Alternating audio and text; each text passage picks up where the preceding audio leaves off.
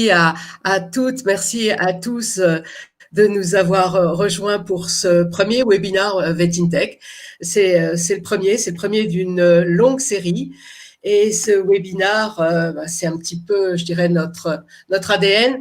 On l'a consacré aux innovations en e-santé animale. Bon, ça semble quasi normal pour notre équipe VetInTech. Donc, j'ai le plaisir de vous présenter ce webinaire au nom de toute l'équipe qui est présente derrière son écran.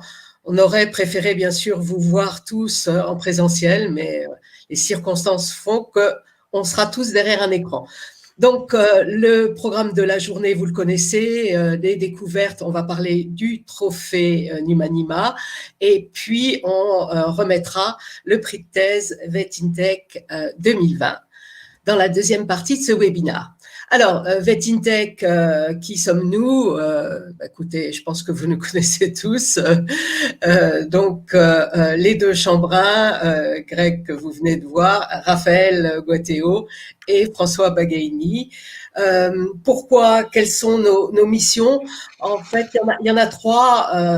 Comme vous le voyez, un regard enthousiaste sur les innovations, mais aussi un regard qui peut être critique sur ces innovations. Donc, toute l'indépendance que nous avons, nous la mettons justement au service de ce regard enthousiaste et critique. Le partage d'informations, et c'est ce que nous faisons aujourd'hui pour faciliter le travail d'analyse et de réflexion de la profession sur les innovations dans la santé animale, et puis une volonté d'aide, d'assistance à tous les nouveaux fournisseurs de solutions ou même fournisseurs de projets numériques en santé animale. Donc voilà la mission de VetInTech. Nous avons changé de statut, donc vous le savez pour certains, mais c'est peut-être nouveau pour d'autres. Ça fait en fait 3 ans que VetInTech existe. VetInTech, c'était un think tank. Ce think tank, on l'a créé au mois de septembre 2017. Donc, 2 ans après, il nous a semblé utile d'avoir, je dirais, une base légale, officielle, tout en gardant bien sûr notre esprit think tank, groupe de réflexion et toute l'agilité qu'on peut avoir dans notre fonctionnement. Mais il fallait qu'on ait, je dirais, une base un peu plus solide et un peu plus administrative. Donc, on est, depuis le début mai, on est une association, loi 1901, enregistrée, et tout ça nous permet de réaliser un certain nombre d'événements, dont la journée Numanima, dont on parlera. Et ça nous permet maintenant d'accepter des membres de l'association, des adhérents, et aussi de recevoir des dons. Donc, les contributions de VetInTech, je pense que vous les connaissez tous. 3 livres blancs, dont 2 sur les objets connectés. Le dernier sur la télémédecine vétérinaire au moment de la parution du décret début mai.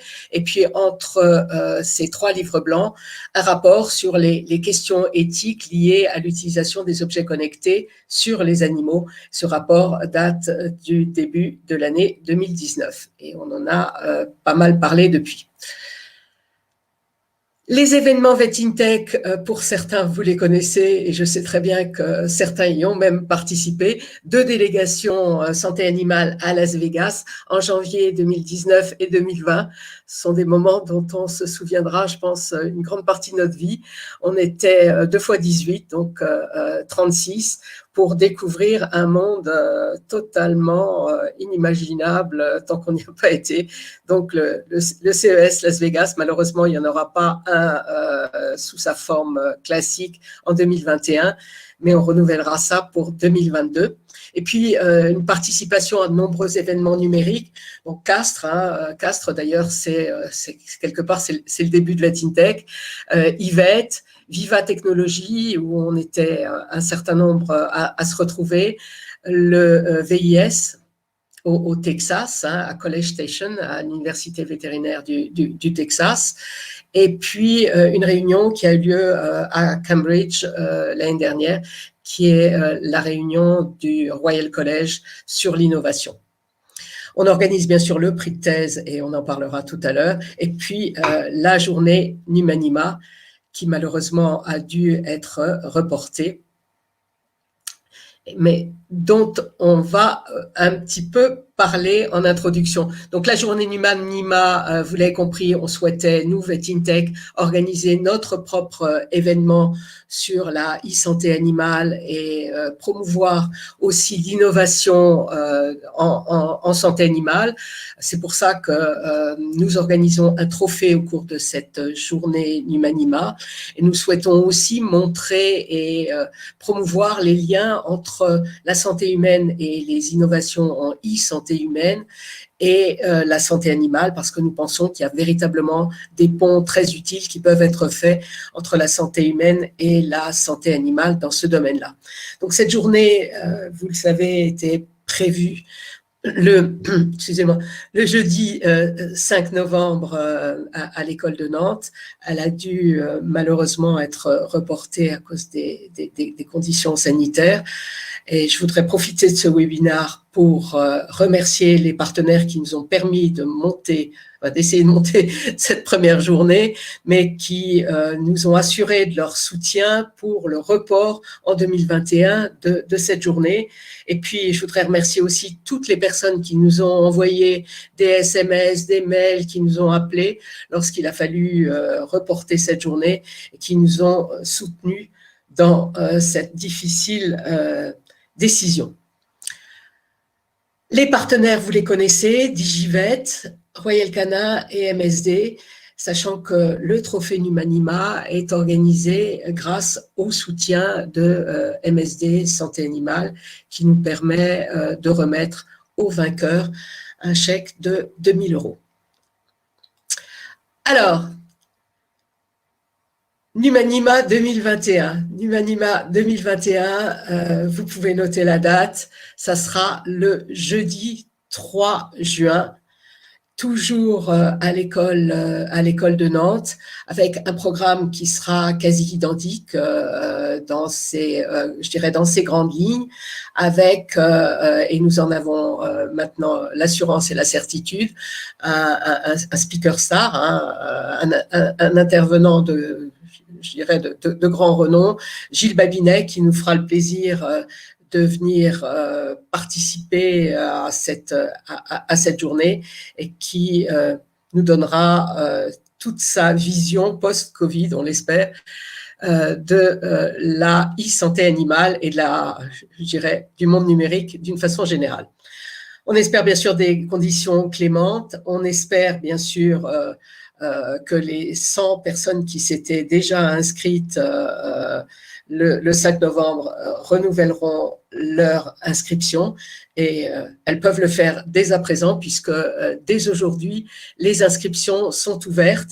Et je voudrais vous rassurer en vous disant que, comme la dernière fois, si par malheur nous étions obligés d'annuler ou de reporter cette réunion, bien sûr, dans les 3 jours, disons dans la semaine qui suivra, vous serez entièrement remboursé de votre inscription. Donc, dès à présent, inscrivez-vous à Numanima 2021 pour le 3 juin. Le lien est dans le chat. Le lien est dans le chat, merci Grégory, parce qu'en fait, en cliquant sur son écran, c'est bizarre, ça ne marche pas. Oui. Bon, venons-en au trophée. Alors, le trophée, c'est une grande partie de cet événement Numanima. Nous avions donc pour ce trophée 2020 14 candidats de très grande valeur qui ont soumis des dossiers. Chaque dossier était composé d'un dossier expliquant le projet, le produit, donnant toutes les informations sur l'équipe, le produit, bien sûr, le business model, les ambitions, etc. Et ce dossier était accompagné d'une vidéo. Parmi ces 14 candidats, 4 finalistes ont été sélectionnés par un jury. Et alors pour le jury, j'ai lancé une invitation à Laetitia Dorso, qui est un des membres du jury. Le jury, le voici, et Je vais peut-être, à ce moment-là, il faut que j'arrête le partage, Laetitia. Non, elle est en train d'arriver. Elle est en train d'arriver. Enfin, je pense qu'elle est en train d'arriver. Voilà, elle arrive. La voilà. Bonjour à tous. Bonjour Laetitia. Donc, si j'ai bien compris, la mission est de présenter le jury du trophée Numanima. Donc, non seulement le jury, mais les raisons pour lesquelles vous avez choisi ces 4 finalistes. Très bien, alors, merci beaucoup. Je peux peut-être leur donner les noms. Hein. Kermitou, Herd, Vetpocket et Opportunité.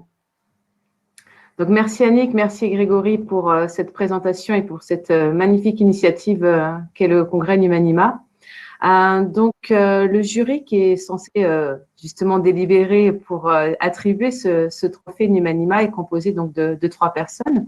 Je vais laisser les personnes se présenter après ou je les présente moi-même, à vous de voir. Donc, composé de 3 personnes, moi-même, Laetitia Dorso, Myriam Le Goff et David Dussault. Pour ma part, je suis praticienne hospitalière à Oniris, à Nantes, et je suis responsable du service d'autopsie et je m'intéresse plus précisément à la e-santé en général et plus particulièrement à la télémédecine. Myriam Le Goff, je vais essayer de ne pas trahir son intitulé, travaille à l'IMT Atlantique et travaille également sur les modèles économiques liée à la télémédecine. Elle est à l'origine de plusieurs rapports qui ont servi notamment de base à l'évaluation médico-économique de la télémédecine en médecine humaine, qui ont servi pour l'établissement de certaines procédures avec la HAS, donc la Haute Autorité à la Santé. Et David Dussault, donc, qui travaille chez MSD. Je ne connais pas exactement l'intitulé de son titre, peut-être pourra-t-il me corriger. Directeur engagement client. Merci Grégory, c'est plus simple comme ça, il y a des titres dans lesquels je me perds un petit peu. Donc ce jury est totalement indépendant et on va vous montrer sur la slide suivante sur les bases sur lesquelles on a travaillé pour évaluer les différents dossiers qui nous ont été présentés. Donc déjà, on voudrait, je pense, collectivement saluer le fait qu'il y a eu de nombreux dossiers déposés et ça témoigne quand même de la vitalité des projets vétérinaires concernant la e-santé animale pour des espèces très variables dans des domaines vraiment très étendus. Donc déjà, c'est un bon signe. Donc pour chaque dossier, on a considéré les points suivants qui étaient un petit peu dans la charte de dépôt des dossiers. Donc, en premier, la réponse du projet à des attentes ou à des besoins qui seraient actuellement partiellement ou non satisfaits. Le caractère innovant du projet. Alors, en termes d'innovation, on a bien sûr pris en compte l'aspect technologique, mais également un aspect sociétal et un aspect éthique, puisque toutes ces questions peuvent se retrouver dans des débats beaucoup plus larges que la simple innovation technologique. Ensuite, nous avons évalué la pertinence du modèle économique et l'éthique des sources de financement. Ensuite, nous avons vu également l'aspect collaboratif du projet en essayant de bien mettre l'accent sur le fait qu'un projet de telle ampleur nécessite généralement une équipe pluridisciplinaire et nous avons aussi bien fait attention à la complémentarité des ressources humaines qui étaient disponibles pour le projet. Et enfin, la qualité pédagogique de la vidéo pour essayer d'expliquer au mieux le projet avec vraiment un esprit de vulgarisation et de simplification. C'est un exercice qui est très difficile. Hein. La vidéo, c'est très court et c'est un format qui doit faire passer en un minimum de temps un maximum d'informations compréhensibles tout de suite par un public élargi. Merci Laetitia. Moi, je voudrais revenir sur les 14 candidats à ce trophée. Vous avez pu découvrir tous ces projets, tous ces produits sur nos réseaux sociaux, en particulier sur LinkedIn, où nous les avons tous présentés. Donc aujourd'hui, on va laisser la parole aux 4 finalistes. Alors, je vous rassure tout de suite, nous ne décernons pas le trophée Numanima aujourd'hui, mais c'est une étape de plus qui va nous permettre de mieux connaître ces 4 finalistes. Le trophée sera remis le 3 juin, maintenant qu'on connaît la date, le 3 juin en fin de journée.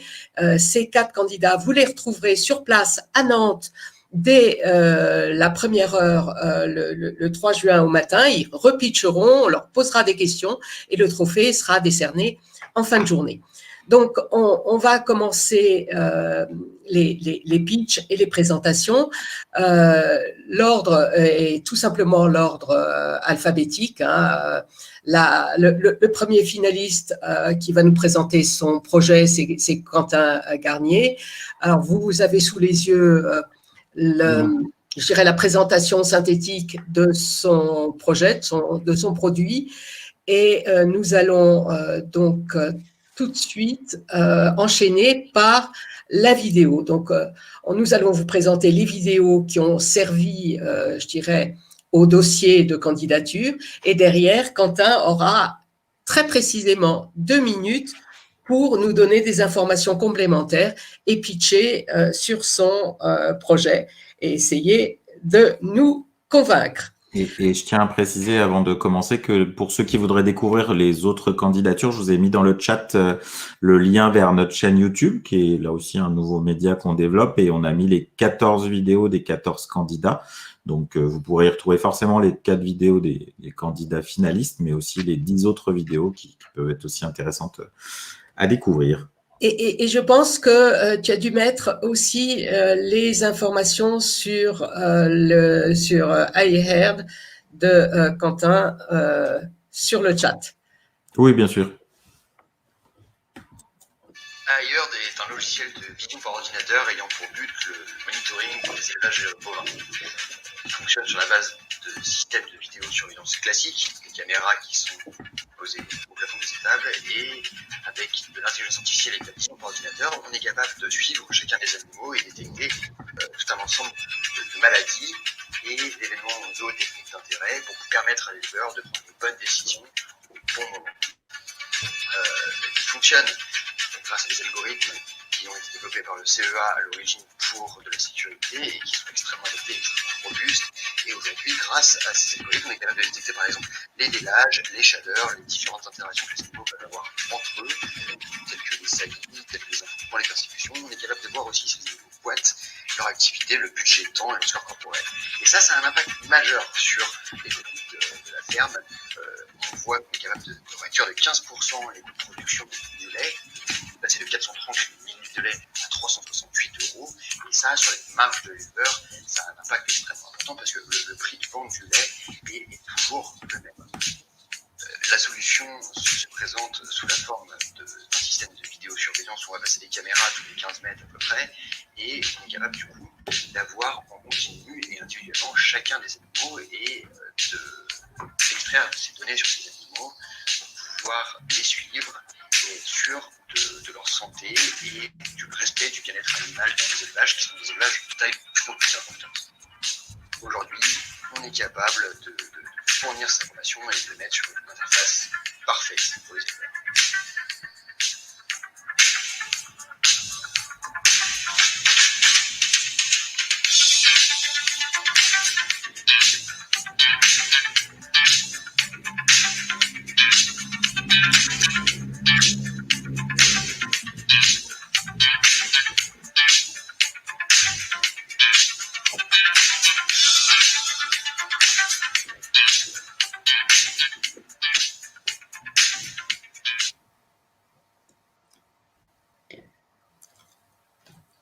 Je laisse la parole à Quentin. Il faut peut-être que j'arrête le partage pour laisser la…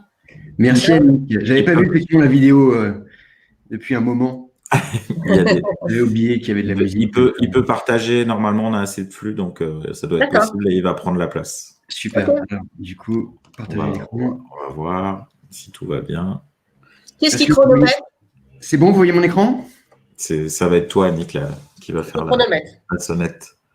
Non, on ne voit pas ton écran. Alors, Annick, peut-être retire le tien ponctuellement. J'arrête le partage. Oui, normalement, on devrait pouvoir faire 2, mais ça ne fonctionne pas. Alors, si tu peux recommencer, Quentin, pour… Hop. Ça devrait, voilà, c'est en train d'arriver et ça va fonctionner. Eh bien, très bien. Ouais, je pense que c'est bon cette fois-ci. Voilà. Super, merci. Alors, moi, je m'appelle Quentin Garnier, je suis vétérinaire et j'ai fondé la société I Heard. avec d'autres confrères et des spécialistes, une équipe un peu multidisciplinaire et très complémentaire. L'idée, c'était d'apporter au monde de l'élevage un ensemble d'outils de monitoring et de remplacer les générations précédentes d'outils de monitoring qui sont principalement composés de détecteurs à même les animaux, comme des colliers ou comme des capteurs, par exemple, de vélage, par une solution qui soit à la fois holistique et capable de détecter l'ensemble des pathologies, mais qui soit aussi beaucoup plus agréable pour les animaux et qui ne nécessite pas de poser un capteur par animal. L'idée de détecter toutes ces pathologies a un intérêt qui est extrêmement important pour les éleveurs parce que ça permet de faire des gains de production qui sont estimés entre 15 et 20%. Alors que ce soit à la fois les chaleurs, les boiteries qui ont des coûts qui sont extrêmement importants et liés à des pertes en lait, mais aussi à un temps de travail et un temps qui est nécessaire à la surveillance d'un élevage. La technologie qu'on utilise est basée sur de la vidéosurveillance. C'est un outil qui est capable d'analyser grâce à de la vision par ordinateur et de l'intelligence artificielle des flux vidéo qui proviennent d'un système de vidéosurveillance classique qui est installé dans les étables. Et l'idée est d'apporter l'ensemble de ces outils. Alors, ces technologies sont développées en partenariat avec un grand laboratoire qui s'appelle le CEA, qui est leader en Europe dans la vision par ordinateur. Et vraiment pour apporter une solution qui fait plus que ce qui existe, qui le fait beaucoup mieux et qui est belle et permet aux éleveurs de gagner beaucoup d'argent. L'idée, c'est vraiment d'avoir un outil ici qui a une interface simple d'usage et qui permette à la fois d'aider et d'élever les animaux, d'améliorer les qualités de vie des éleveurs, mais aussi de leurs animaux.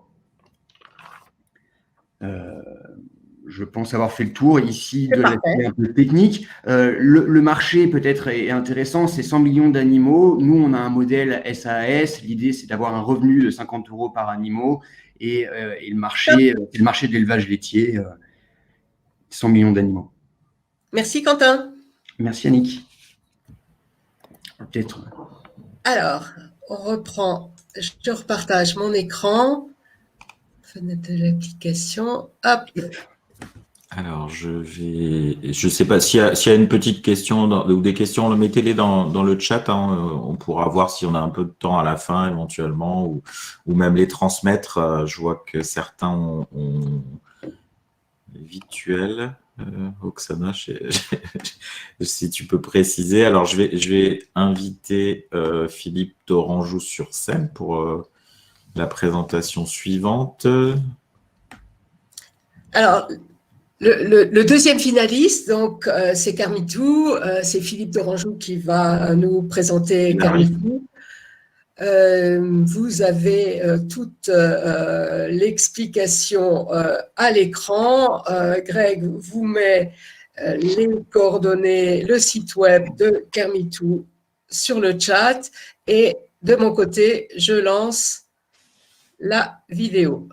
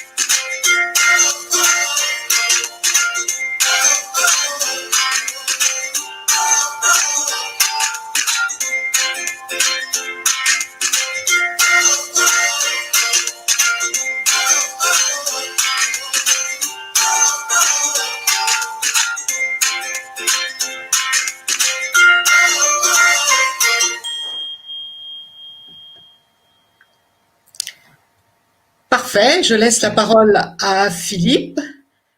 J'arrête le partage et je laisse Philippe arriver.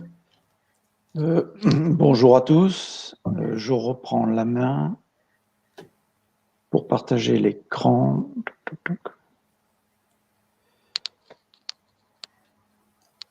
Vous m'entendez? Oui, on Très bien. t'entend. La petite flèche en bas, D'accord, oui. partager l'écran. Application. Tac. Donc vous devriez avoir à l'écran qui arrive. Donc, Ouais, c'est en train d'arriver. Normalement, C'est c'est bon. la musique qu'on garde en tête toute la journée. C'est ça, oui. Désolé. Donc, C'est bonjour bon. Je lance le chrono, Philippe. 2 minutes. Bonjour à tous. Donc, vous l'avez compris, mais je le reprécise. Donc, Kermitou, c'est une maison e-santé animale, c'est-à-dire un bac à litière qui est connecté et que vous allez placer au domicile de l'animal et qui va vous permettre de dépister et de suivre à distance l'état de santé et le bien-être. Donc, c'est des informations aussi bien physiologiques, le poids, la température, le comportement de l'animal, que en même temps des relevés biologiques sur des volumes urinaires, sur 14 analytes pour de l'insuffisance rénale, du diabète ou des problèmes hépatiques encore. Donc, un véritable outil de télésurveillance qui est paramétré par le vétérinaire, hein, les seuillages, pareil, en médecine personnalisée. Et le vétérinaire donc, propose à la vente la box Kermitou, et en même temps propose également des packs santé, qui est une récurrence dans l'activité et donc dans la source de revenus, et qui permet d'avoir des bilans complets urinaires sur l'animal. Donc, dans les prérequis, c'était effectivement d'améliorer le diagnostic et de fidéliser la clientèle. Dans le temps, c'est la qualification de la consultation et l'optimisation de l'agenda. Et dans les revenus, c'est aussi bien la vente de la box que la vente des packs santé par la suite. Le deuxième élément montre la synoptique. Donc, le vétérinaire sensibilise le propriétaire sur les maladies silencieuses pour un dépistage et un suivi à domicile. On peut disposer des urines à jeun et sans stress 30 de l'animal. secondes. On a la couleur turbidité des analytes, l'antécédent patient et même l'échantillon disponible pour des analyses complémentaires. Pour finir rapidement, le test d'avancement, donc les bêta-tests sont en fabrication pour une livraison en janvier et les premières livraisons à partir de mars 2021. Et un clin d'œil sur notre chat qui participe au contrôle qualité avant l'expédition. Bravo, Philippe. Merci Parfait, beaucoup. dans les temps. Merci, Philippe. Donc, on va inviter. Je reprends la main. Je reprends la main pour présenter Opportunité. J'en profite pour inviter Laura sur scène le temps que tu nous en parles un peu. Alors, je passe sous le format diaporama. Nous avons vu la j'en profite vidéo. pour dire que dans le chat, il y a quelques questions qui apparaissent pour certaines des choses. Donc, les présentateurs, les finalistes peuvent y répondre directement, parce que je pense que ça peut être utile à tous. Et s'il y en a qui restent sans réponse, on essaiera de les traiter à la fin. Je vois Laetitia qui a posé une question à Quentin sur la spécificité des paramètres, et il y a Oksana qui pose une question sur le coût de Kermitou. Donc, je vous laisse y répondre dans le chat pour qu'on puisse avancer, et puis on pourra y revenir peut-être à la fin dessus. Et là, on va… Super. Ben moi, je vais vous présenter donc la troisième finaliste. C'est Laura Gégou qui va nous proposer donc Opportunité. Donc, vous voyez qu'on est vraiment totalement dans la transversalité. Après un projet bovin, la maison du chat, on est là sur les porcs, en particulier sur les truies. Je vais vous laisser découvrir Opportunité par la petite vidéo qui suit, et on laissera la parole ensuite à Laura.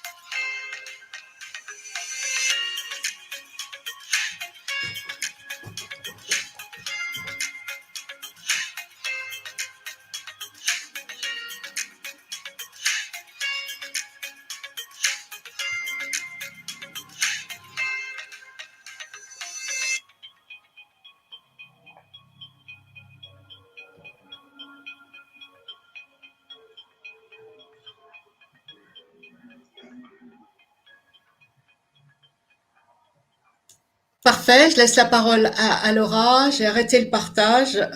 Laura, tu pourrais nous en dire un tout petit peu plus, te présenter et c'est parti pour un pitch dès qu'on aura l'image pour un pitch de 2 minutes. Tu as des slides? Alors déjà, est-ce que vous m'entendez bien ou pas? Très bien. Très bien, ok. La présentation est en train Bon, d'arriver. c'est parti. Alors, attends, juste un tout petit peu parce que là, Voilà. on a ta présentation et on t'entend, donc c'est bon. Super. Ouais. C'est parti, 2 minutes, Laura. Ok, parfait. Alors, bonjour à tous. Bonjour à tous. Nous allons vous présenter un projet qui concerne le domaine du porc. Donc, 2 chiffres clés. Tout d'abord, 2,2 kg de saucissons consommés par les Français par seconde et le porc qui est bien numéro 1 en Europe. Plusieurs enjeux et problèmes soulevés par le bien-être porcin, donc à savoir de nouvelles réglementations avec la fin de la castration à vif des porcelets d'ici 2021 et l'intérêt des grandes distributions comme Leclerc pour le bien-être animal. Une solution, opportunité. Notre objectif sera d'aider les éleveurs porcins à objectiver leur élevage en termes de bien-être de leurs truies par le biais de nouvelles technologies. Donc pour cela, nous avons confectionné un outil avec une plateforme web et une application mobile. En effet, ils pourront quantifier tout d'abord leur cheptel grâce au protocole Welfare Quality simplifié et optimisé qui permet d'attribuer une note de bien-être animal à l'aide de différents critères. Leur sera fourni ensuite sous forme de graphique radar et d'histogramme, un bilan, puis ils pourront se voir attribuer des fiches conseils pour les aider dans leur démarche d'améliorer leur élevage en matière de bien-être animal. Le business model, donc valorisation par les chercheurs voulant utiliser dans le cadre de leur recherche, mais également une association avec 2 grandes institutions porcines, à savoir Inapor et Midipor. Nos ambitions, donc c'est une diffusion à l'ensemble des éleveurs gratuitement, des travaux de recherche avec les données obtenues pour les aider, une intégration au portail national Le Porc Français et pourquoi pas un développement d'autres espèces.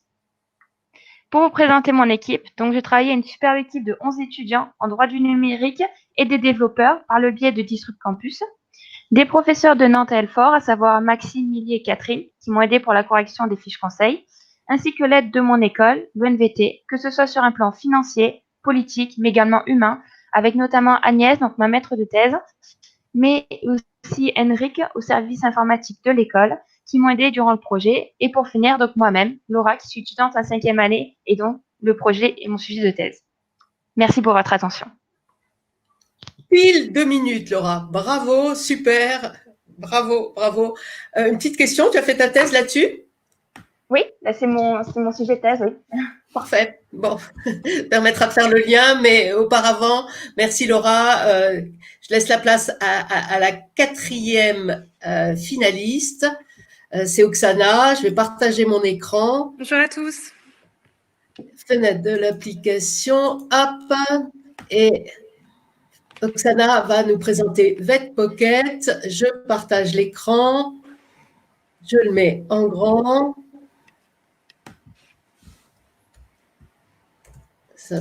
C'est un petit peu lent et nous passons. Hop, Tu es sur opportunité là. Oui, je le vois. Voilà, VetPocket. Attends, parce qu'on a toujours. Voilà, c'est bon, on y est. On est au bon endroit. Il y a un petit décalage en fait. Donc, VetPocket, Oksana Leblanc, je passe tout de suite la vidéo. Et Oksana, je te laisserai la parole pour nous en dire plus. Tu auras 2 minutes. VetPocket, c'est l'histoire de 2 amis vétérinaires, Jamie et moi, Oksana. Pendant nos séjours en clinique, on s'est rendu compte qu'il y avait un vrai problème de communication et d'échange d'informations entre les vétérinaires et les propriétaires. Nous voulions trouver un moyen de faciliter le quotidien des 2 parties en permettant aux vétérinaires d'optimiser la relation client et le suivi de la santé des animaux. C'est comme ça que VetPocket est né. Composé d'une application mobile pour les propriétaires et d'une plateforme en ligne pour les vétérinaires, VetPocket est lié au logiciel de gestion afin d'éviter la double saisie et de simplifier la vie des vétérinaires. VetPocket est un dossier médical partagé, c'est-à-dire que le vétérinaire peut accéder à la totalité du dossier médical des animaux qu'il prend en charge et peut le compléter en temps réel. Il peut ainsi prendre connaissance de toutes les informations sur l'animal, ses antécédents, ses traitements, ses résultats d'examen complémentaires et les interventions d'autres vétérinaires sur le dossier médical de l'animal. Le vétérinaire a également la possibilité de programmer des rappels à ses clients sous forme de notifications automatiques et personnalisées pour l'informer d'éléments importants et leur rappeler les rendez-vous. VetPocket permet aussi d'accéder au retour d'expérience client grâce à une enquête de satisfaction envoyée juste après la consultation. Les résultats du questionnaire sont rassemblés dans un dashboard accessible exclusivement par le vétérinaire. Cette fonctionnalité permet d'anticiper les besoins de sa clientèle et d'éviter les mauvais avis Google. En bref, tout le monde y gagne. VetPocket est bientôt disponible sur l'Apple Store et Google Play pour les propriétaires, mais aussi les logiciels métiers Vetocom, Bourgelat et Viki pour les vétérinaires. Alors, prêt à l'adopter? Parfait. Oksana, je te laisse je la parole. partage mon écran. J'arrête le partage. Je te laisse la main. Donc, normalement, vous voyez mon écran, je le mets en grand. C'est bon, on voit bien ton écran et on a ta première slide. C'est nickel. C'est bon.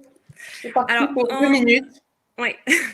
Alors, en 2 minutes, je ne vais pas avoir le temps d'entrer précisément dans les fonctionnalités de VetPocket, mais je pense que grâce à la vidéo, vous avez pu comprendre qu'il s'agissait d'un outil pour optimiser la relation client.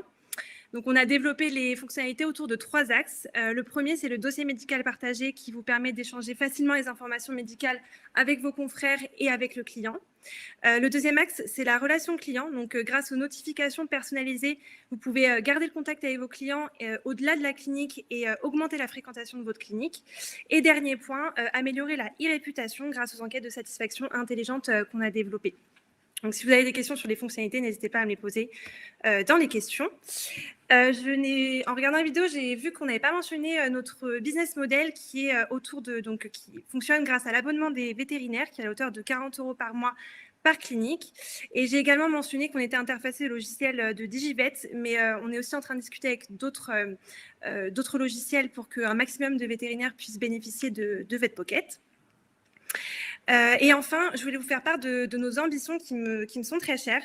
Comme vous l'avez vu, VetPocket, c'est né d'un constat qu'on a fait en clinique avec Jamie, un constat qu'on partage avec nos confrères et nos consoeurs.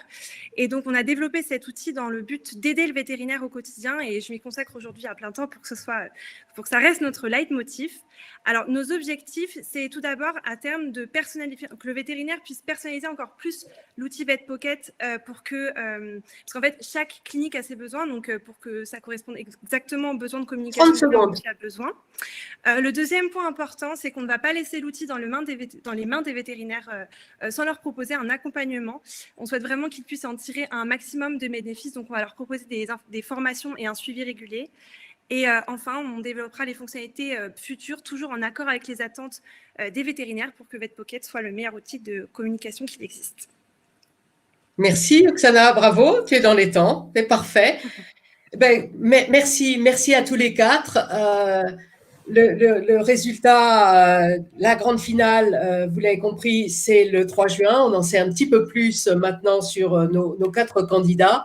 Vous étiez bien sûr écoutés très attentivement à la fois par tous les participants, mais aussi par les 3 membres du jury qui vous écouteront à nouveau le 3 juin au matin.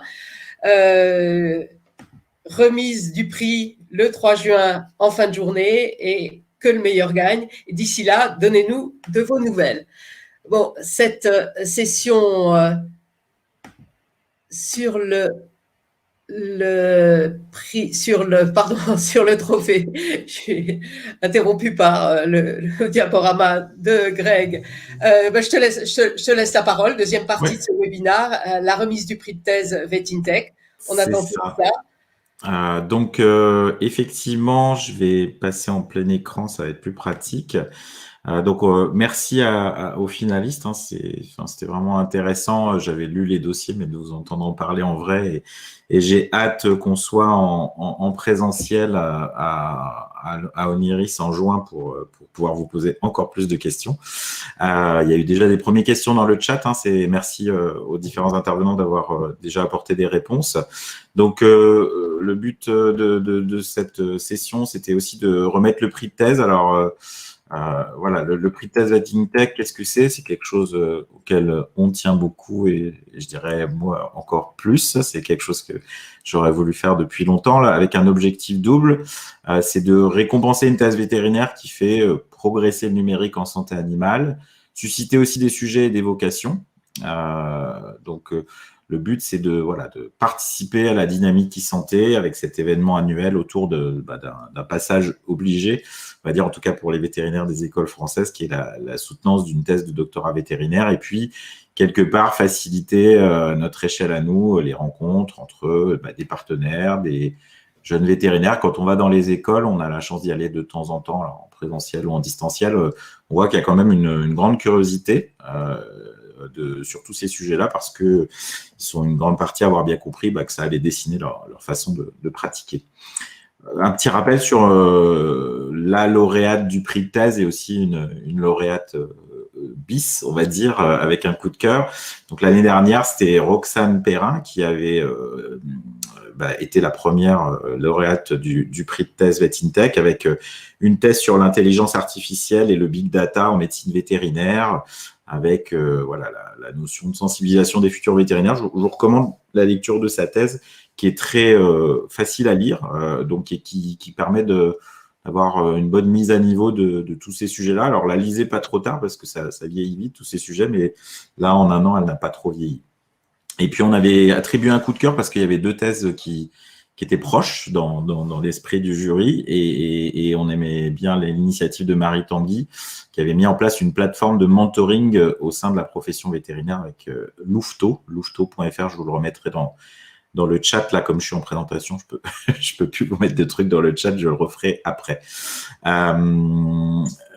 Donc, on a dû s'adapter, forcément. Déjà, l'adaptation, c'est aujourd'hui. Comme vous l'a dit Annick, on est là sur Livestorm. Alors, ça le fait, mais c'est pas aussi convivial et sympathique que pour ceux qui étaient à la cérémonie de remise du premier prix de thèse l'année dernière. Là, on avait prévu quelque chose d'équivalent à Bordeaux avec les petits plats dans les grands et un moment sympathique en présentiel. Donc, on s'est adapté. On a quand même pu, puisque si vous vous souvenez bien, c'est juste avant que toutes les petites choses qui nous arrivent aient commencé, on a pu aller en janvier 2020 au CES à Las Vegas avec Roxane Perrin et toute la délégation santé animale. Par contre, le coup de cœur de Marie Tanguy qui prévoyait qu'elle soit invitée au Veterinary Innovation Summit au Texas en avril 2020, 15 jours avant, on a tous appris qu'on allait rester chez nous. Donc là, ça impacte aussi sur le prix de thèse de cette année, puisque il y a un CES 2021 qui est en worldwide, comme ils disent pour le positiver, mais qui veut surtout dire qu'il n'est pas en présentiel et qu'il est en distanciel. Alors, on permettra à la personne qui va gagner le prix de thèse 2020 d'assister à ce distanciel, mais surtout, on garde de côté le prix. On espère qu'en janvier 2022, on pourra revenir à un CES en présentiel, et ce qui fait qu'on emmènera probablement 2 lauréats en janvier 2022 à Las Vegas. En tout cas, on espère vraiment tous ça, parce que ça va nous manquer en janvier, cet événement-là. On avait bien pris l'habitude 2 ans d'affilée. Je voudrais rappeler les 9 partenaires du prix de thèse. C'est quelque chose qui montre quand même l'intérêt de la profession pour l'innovation, puisque quand il y a 2 ans, on a pris notre bâton de pèlerin en demandant à quelques personnes est-ce que ça vous dirait de nous encourager à faire ce prix de thèse. On a été très, très contents et ravis de se retrouver avec 9 partenaires, donc Digivet, Royal Canin, MSD Santé Animale, Vetstoria, Alcyon, Veto Avenue, le réseau Cristal, Wolf Learning Consulting et également Symbiavet. Ces 9 partenaires-là nous aident à faire vivre ce prix de thèse et à pouvoir offrir. Moi, j'aurais été étudiant, on m'aurait dit tu vas aller à Las Vegas une semaine, tout frais payé, entre guillemets, découvrir le plus grand congrès technologique du monde. J'aurais trouvé ça fou, quoi. Mais donc, on peut le faire grâce à ces partenaires-là. Donc, je vous dévoile sans attendre la lauréate qui est sur scène, donc qui est Clarisse Frémont, le docteur Clarisse Frémont, puisque tu as passé ta thèse, et qui est récompensée pour une thèse qui s'intitule « Proposition d'une grille d'évaluation du bien-être des veaux et des génisses laitiers, intégrant une observation continue ». Et on va voir que c'est assez intéressant de voir qu'il y a peut-être des points communs, en tout cas dans l'esprit, avec ce qui a été présenté par l'un des finalistes. Donc, ça sera intéressant de voir ça. Alors, je ressors de ma présentation pour accueillir Clarisse sur scène. Clarisse, tu nous entends? Oui, impeccable. Bonjour à tous. Bienvenue, félicitations.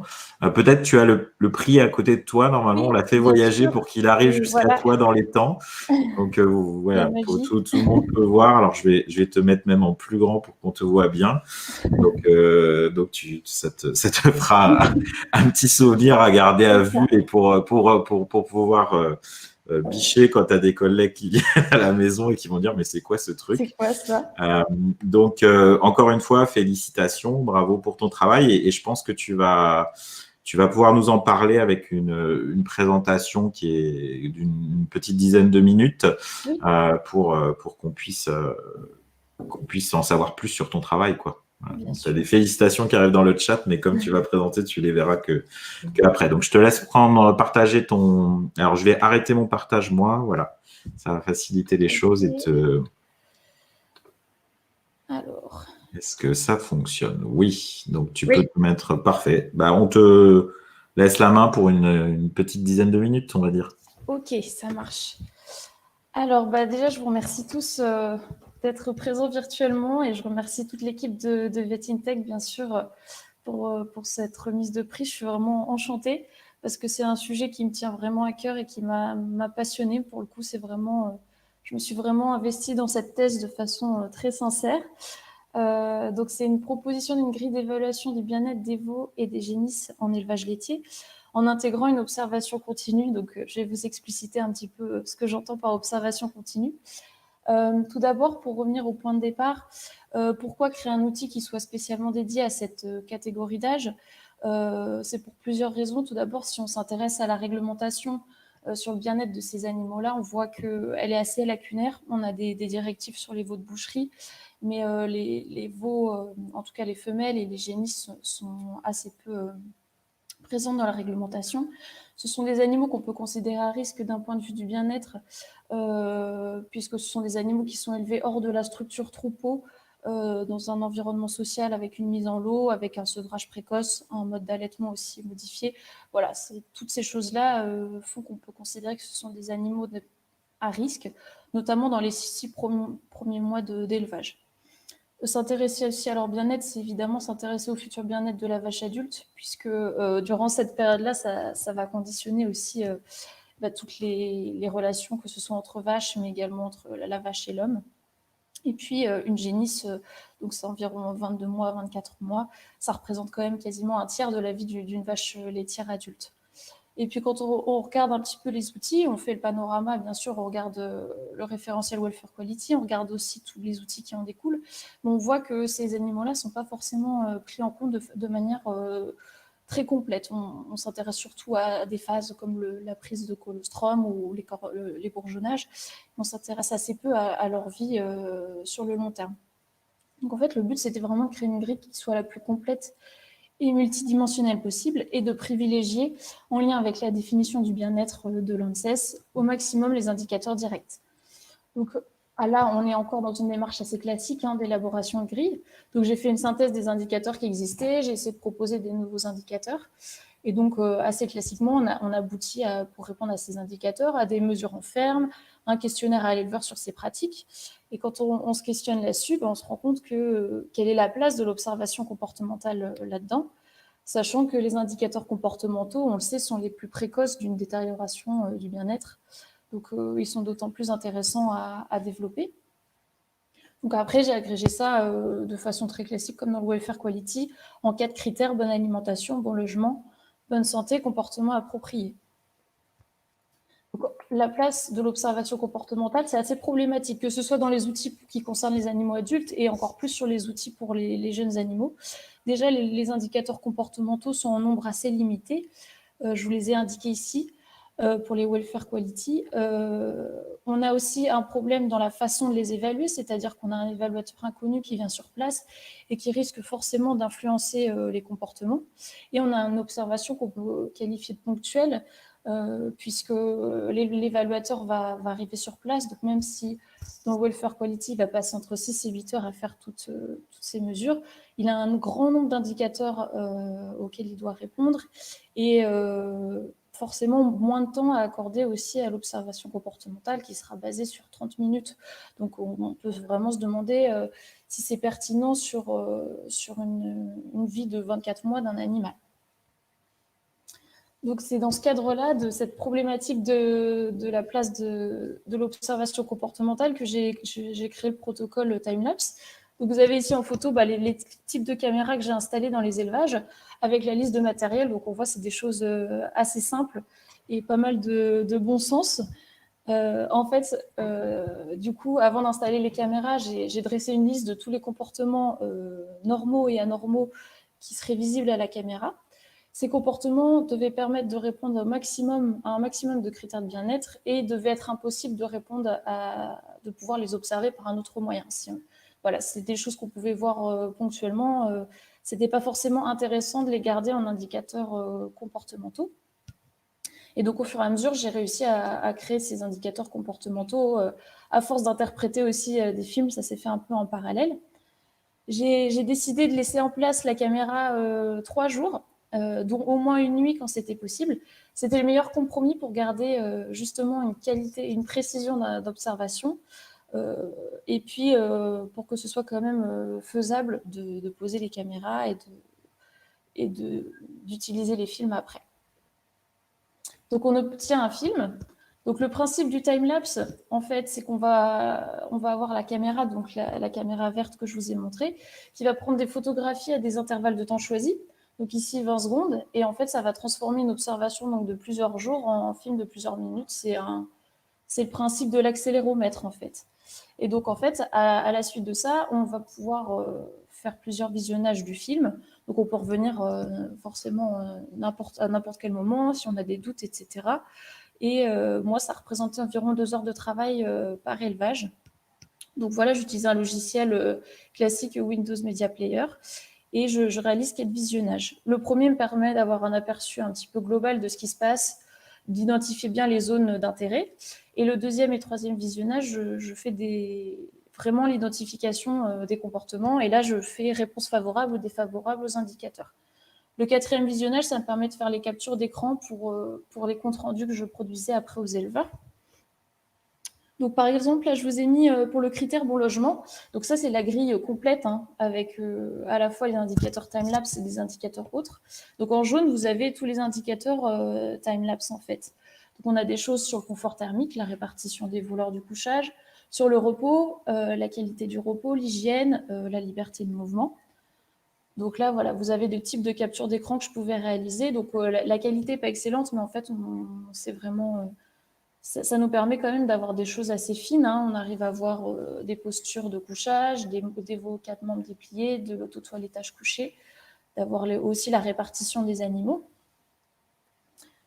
Et là, on voit que, par exemple, pour le critère comportement approprié, c'est vraiment très pertinent d'utiliser la caméra time-lapse parce qu'en fait, on peut répondre à tous les indicateurs par time-lapse, que ce soit tout ce qui va être autour du comportement social, de jeu, de toilettage, voire du comportement sexuel selon l'âge des animaux, ou même des comportements anormaux, comme tout ce qui va être les comportements anormaux oraux, comme les suctions, roulement de langue et pica. Donc là, voilà, je vous ai mis des photos d'exemples de choses, de comportements normaux. Vous avez des comportements sociaux, des jeux de tête, des phases en bas à gauche, des phases exploratoires, de l'auto-toilettage sur 3 pattes. Donc on arrive à avoir une richesse d'observation de la palette comportementale en fait de ces animaux. Alors, pour moi, il y a la caméra time-lapse, forcément, il y a beaucoup d'avantages. C'est à la fois peu d'investissement en temps pour l'éleveur qui a déjà quand même pas mal de choses à faire. Voilà, il a juste besoin d'éventuellement nous aider à installer et encore. Voilà, il doit juste y avoir une petite discussion au préalable sur les animaux choisis à observer, mais c'est tout. C'est très facile d'utilisation. Il y a 2 boutons sur la caméra. C'est vraiment quelque chose de très intuitif.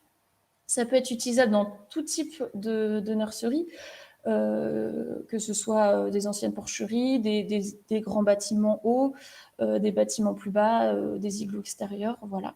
C'est très pédagogique et visuel pour l'éleveur. On le voit dans les comptes rendus. Je pense que ça a quand même beaucoup plus de portée que quelque chose de uniquement texte. Ça permet de pouvoir créer de nombreux indicateurs comportementaux qu'on n'utilisait pas forcément auparavant dans les grilles d'évaluation du bien-être. Le gros avantage aussi, c'est qu'on s'affranchit totalement de la présence humaine et on peut en plus être là la nuit si l'éleveur laisse la lumière. J'ai mis la bonne acceptabilité dans le cadre de ma thèse, donc c'était des éleveurs qui étaient adhérents au contrôle laitier. Et c'est vrai qu'on a sélectionné des éleveurs qui étaient déjà à la base plus où il y avait plus de chances qu'ils soient enclins à ce genre de projet. Mais honnêtement, sur tous les éleveurs contactés, je n'ai eu aucun qui a refusé pour cause qu'il avait peur de la présence de la caméra. Voilà, c'était plus parce qu'ils n'avaient pas le temps, mais ce n'était pas du tout à cause de ça. Donc plutôt une bonne acceptabilité. Les inconvénients, après, voilà, ça reste des choses qui peuvent être aussi améliorées. C'est du temps supplémentaire, mais en même temps, ça nous apporte quand même une richesse d'informations. Ne fonctionne pas à l'obscurité, ça c'est des choses qui peuvent aussi être améliorées avec des nouvelles caméras. C'est un coût qui est quand même tout à fait raisonnable puisqu'on est autour de 200 €. Hein. C'est des caméras de chantier en fait qui sont posées pour une observation continue sur les chantiers. Et l'un des problèmes, en tout cas, on va dire un des sujets d'ouverture, c'est qu'on peut faire juste de l'analyse qualitative uniquement des comportements. Donc en fait, c'est là où ça serait intéressant de développer un logiciel qui, là je pense justement au travail de Quentin, un logiciel qui permettrait vraiment de quantifier les comportements, que ce soit par exemple des comportements de succion, voir un petit peu la fréquence, voir les temps de rumination, les temps de repos aussi par jour, une fréquence d'utilisation de l'abreuvoir, ce genre de choses qui permettraient peut-être d'être plus précis et de mieux discriminer aussi les élevages entre eux. Et pourquoi pas aussi permettre de faire un suivi aussi par la suite en reposant la caméra, de voir s'il y a des améliorations. C'est également plus facile avec une quantification. Voilà, je vous remercie pour votre attention. J'espère que je n'ai pas été trop longue. Et je remercie mon jury de thèse pour m'avoir bien accompagnée, toute l'équipe de BCEL Ouest et M. Luc Mancieux qui m'a encadré dans cette thèse, tous les éleveurs qui ont pris sur leur temps pour participer au projet et bien sûr toute l'équipe de VetInTech. Merci beaucoup Clarisse, merci, c'était très clair. Tu peux couper la présentation. Bravo pour l'engagement et on sent bien, on se connaît pas depuis longtemps, on a parlé juste un petit peu au téléphone depuis que je t'ai appris au nom de VetInTech, tu avais gagné, on sent bien dans ton discours l'engagement et la sincérité et ça fait plaisir de voir des jeunes consoeurs arriver dans la profession avec autant de motivation. C'est des gens comme toi et d'autres qui vont changer les choses. Donc, le chien, c'est celui qui se balade derrière. On a vu un bout de pied passer. Non, mais c'est bien. Donc, merci pour cette présentation. Si certains ont des questions, eh ben, vous nous dites, et Clarisse, est-ce que tu acceptes qu'on te transmette des éventuels mails et puis, il y a ta thèse qui, je pense, est trouvable en ligne ou si tu nous la donnes, on remettra un lien dans le replay. Je suppose qu'elle est accessible. Donc, encore merci. Encore bravo, on reste en contact de toute façon. C'est très bien, on a déjà des rencontres qui se font. Il y a Quentin qui veut te rencontrer. Donc, on fait du speed dating en même temps que la présentation. Donc, on reste en contact pour le CES en distanciel pour cette année et puis surtout en 2022. Réserve, en général, c'est la deuxième semaine de janvier. Mais en tout cas, surveille les dates pour surtout pouvoir nous accompagner, qu'on puisse t'emmener là-bas et retrouver une vie. On a déjà les dates, je te les enverrai. On a déjà les dates, donc voilà. Bon, Annick surveille tout ça de près, donc c'est super. Encore merci, je vais te faire quitter la scène. Ah bah super, Franck nous a déjà mis le lien, donc c'est très bien. On est en participatif. Encore merci, encore bravo et à bientôt pour la suite de toute façon. Merci beaucoup. Merci. Annick, est-ce que tu mettrais peut-être la dernière slide de toi? Ça me permettrait de mettre des liens dans le chat s'il faut. Sur aucun problème, je partage. C'est toi qui l'as. De l'application. Donc, merci à tous. Vous êtes restés pas mal longtemps. On essaye de tenir le temps. Là, il est 45. Donc, on va se prendre juste 2-3 minutes pour vous dire une dernière petite surprise. C'est-à-dire que je vais laisser ça à Madame la Présidente qui va aller à la dernière slide. Pour conclure, d'abord, je voudrais remercier pardon, bien sûr, tous les participants, les participants qui ont été nombreux à se connecter à ce premier webinaire. Je voudrais remercier bien sûr les 4 finalistes qui nous ont fait le plaisir de participer aussi à ce webinaire et de présenter leurs solutions, je dirais, en avant-première avant le 3 juin. Je voulais vous rappeler que la prochaine journée Numanima aura lieu le jeudi 3 juin à Nantes et que les inscriptions sont déjà ouvertes, que nous allons finaliser le programme dans les jours qui viennent, sachant que le programme était déjà fait et que notre programme de juin sera extrêmement proche du programme que nous avions mis au point pour le mois de novembre. Je voulais aussi, en conclusion, vous dire que nous poursuivons nos efforts sur le plan de la e-santé animale. Vous le savez, nous sommes maintenant une association. Vous pouvez y adhérer, vous pouvez devenir membre et avoir, bien sûr, je dirais, votre mot à dire dans les activités de VetInTech. Vous pouvez aussi faire un don. Et sachez que nous avons fait toutes les démarches pour être une association, bien sûr, loi de 1901, donc sans but lucratif, on est bien d'accord, mais nous sommes aussi une association, nous allons être une association d'intérêt général.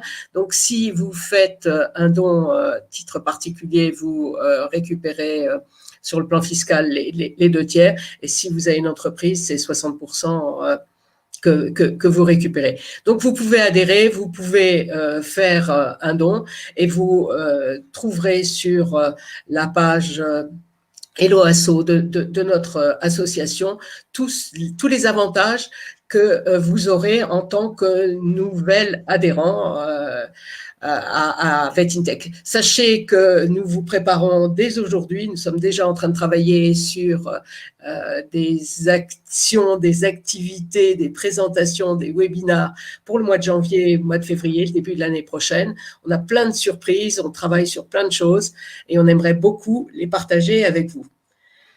Voilà, j'en ai fini. Merci. Je vous souhaite une très, très, très bonne journée. Je vous souhaite de très bonnes fêtes et j'espère avoir le plaisir de vous revoir en présentiel en 2021 et dès le mois de janvier ou le mois de février en webinar.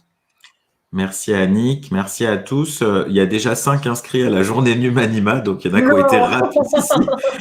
Il y en a qui ont été. Alors j'espère que ça va faire pareil pour les adhérents, mais il y en a qui ont été très rapides et qui ont profité de mettre le lien dans le chat il y a quoi? Il y a une demi-heure pour déjà. Donc voilà, il y a déjà des. Et je précise que c'est pas des membres de VetInTech. Donc merci à ceux qui nous font déjà confiance maintenant. Et puis, portez-vous bien, faites attention à vous pour ces fêtes de fin d'année. Et puis, on se retrouve d'abord en distanciel en début d'année. Et puis, on croise des doigts, des mains, des pieds, de tout ce que vous voulez pour que se retrouver en présentiel dans des conditions satisfaisantes en juin pour Numanima. Merci à toutes et tous et à très bientôt.